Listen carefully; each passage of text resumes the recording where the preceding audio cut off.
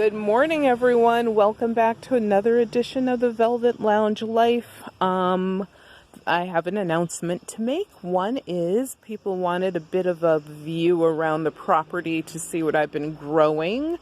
So I'm going to show you that. This is some of our property. So yes, we could be growing stuff all over the place. However, we don't grow things all over the place because of this, our woods.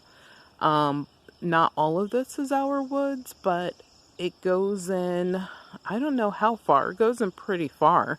Our neighbor is always like, wow, you actually have a lot of woods back there. And it meets up with another property line on the other side of the brook. The brook is on our side of the land, and then it starts to be someone else's land if you walk through this wooded area. We have to do that this season. I like to walk through in the fall when I can see what I'm walking into, because we do have snakes and poisonous spiders. Yes. Especially the snakes that just kind of freak you out and sneak up on you. And spiders, they tend to run from you, but we have some fatties for spiders sometimes. So yeah, I don't like walking through there at this time of year, especially with a dog. So in the fall, like I said, we do walk through there. Early spring we walk through. In the winter we'll go through, but never ever in the summer unless we absolutely have to for some bizarre reason, which has been zero so far. But yes, I'm going to show you guys some of the stuff that's been growing. Look at my dogwood tree, because people want to know about that. Also, my other announcement is I am going to start doing more videos in a raw form. Like, our videos are already pretty raw. But some folks, I guess, wanted a little bit of a lifestyle type of content. So I'm going to do not a lot of lifestyle content, but definitely some. I think mostly what we put out is lifestyle content. But like I said, it'll be more of, here, this is what we're doing, and I'm posting this right now, and it might not have a thumbnail or any show notes down below. Actually, there will always be something in the description because I can copy and paste something pretty quickly, so I will do that. So let's get on with the video. So I will actually start you over here. So in this area, I plan on planting something, don't know what.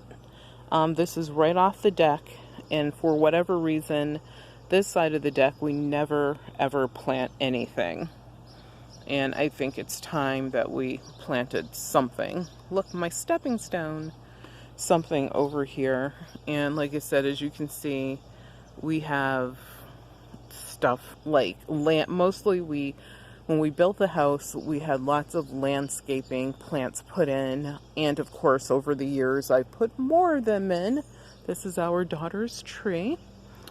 And we trim this tree every year, and you can see all of those fronds right there.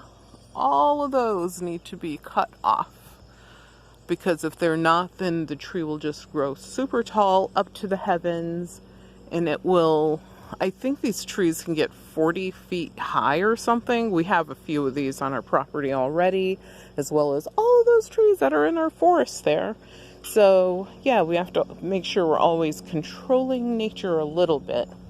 But anyway, so here is a tomato plant that I'm growing, and it is doing really well. I think I told you guys I got this from the garden center.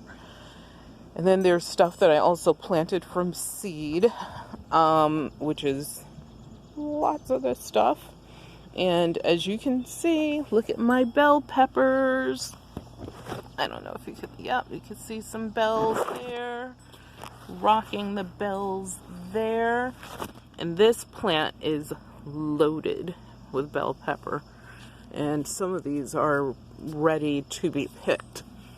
And then, of course, look at this celery. It's popping straight up. But one of the things I do with the celery is I will pluck off pieces and use it like in cooking, because the greenery is edible as well. And the onion is popping right up. All of this dies off, and I just pull it off, throw it in the yard, and then you get these young green pieces right here, doing really well. And this tomato plant doing well. And notice how I pulled the leaves off the bottom to shoot the energy up to the top. I do that with the pepper plants as well. This one definitely could use a little bit of a pruning.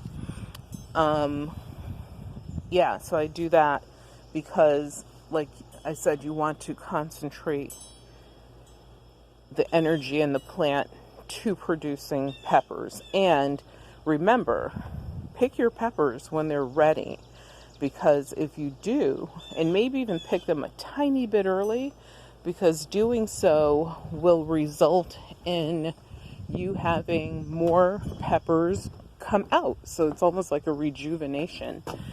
And the cauliflower is doing well in its little pot. But the plants, like the food plants that I planted in the yard, other than this Scotch bonnet pepper, that's doing really well. And yesterday I pulled the leaves from the bottom of that. But look at this. This is all that's left of my kale and my Swiss chard because of the rabbits. And this whole area was populated with those plants. And this is all I have left. The good thing is these are still alive. The bad thing is, look at how tiny they are. They should be larger than the ones I showed you up there in the tub. And actually, did I show you those? Let's go back up there. Those should be larger than these. And they're not. Because, of course, the rabbits are not coming up here on the deck. So that's why these are doing incredibly well. I am so excited about these. I can't wait until they're overflowing. Huge, gigantic, prehistoric size leaves so that I can blanch and freeze some for the winter. And obviously we'll be eating them, some of them anyway, when they get ripe enough and big enough. And then in the center, what you see are mustard green seed that I kind of just threw in there. And I threw that in there, and within, I believe it was 3 days, it germinated, and now this is what it looks like.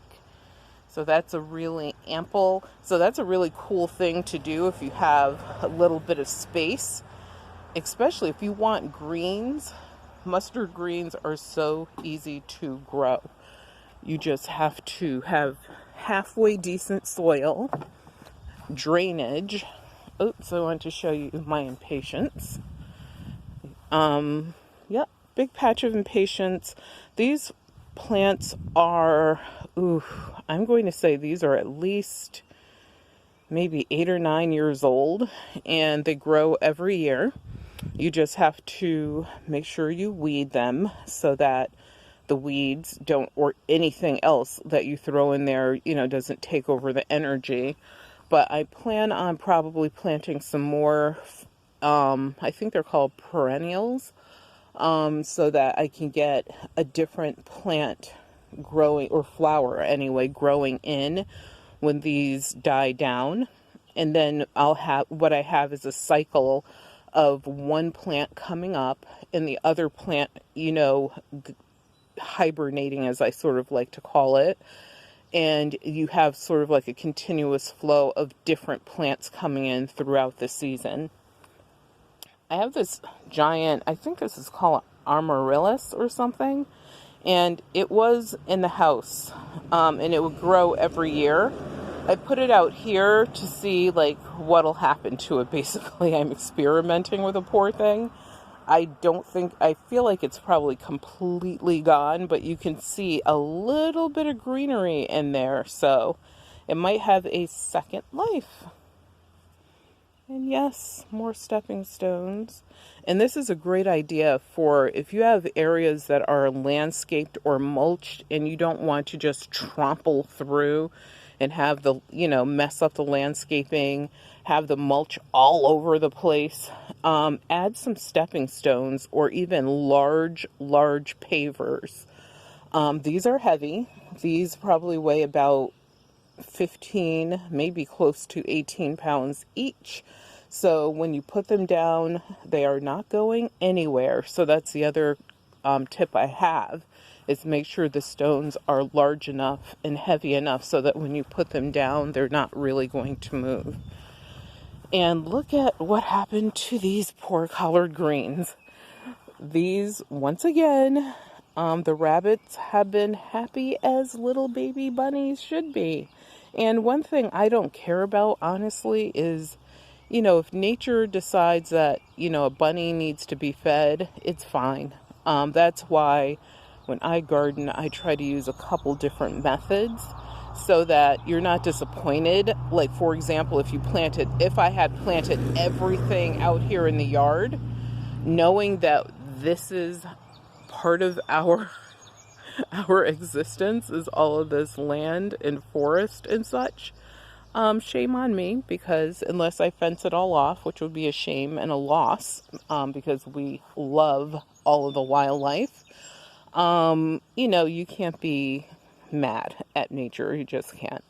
So, yep, the bunnies have their own little refrigerator here. And this is an Oriental Iris.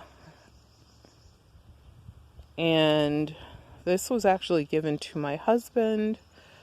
I'm going to say that's probably like 15 years old. And this is, I believe it's called Blanket of Snow. And usually the flowers on this are abundant and super white, like white. And yes, my famous, super beautiful, abundant dogwood tree. And the fruit on a dogwood tree, I think I told you guys this, it's actually edible. The only thing that you do is you open it up, you suck out the middle, you spit out the seed. So yeah, you would have to eat a lot of dogwood fruit in order to actually get nourishment, but high in vitamin C. So something you might want to think about. And we'll go back over here. You can't really see anything yet, but over here I am doing an experiment. I'm always experimenting, you guys. I really did not want to pull all of the little tiny grass bits out of this area. So I decided, let me try throwing some onion bulbs in here. So I have a pile of onion bulbs here. And also here, you can't see it. And I actually use these little bamboo markers so I know where I planted things.